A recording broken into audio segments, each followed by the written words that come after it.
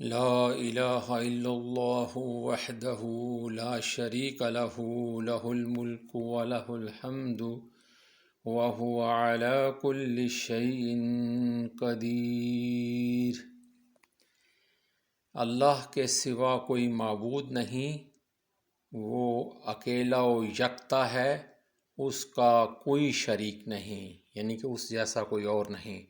اسی کے لیے بادشاہت ہے اور اسی کے لیے سب تعریفیں ہیں، اور ہر چیز پر قدرت رکھنے والا ہے۔ یہ دعا اپنے دن میں 100 بار پڑھنی ہے، تو انشاءاللہ تعالی اللہ تعالیٰ کرم و فضل فرمائے گا اور جادو سے محفوظ رکھے گا۔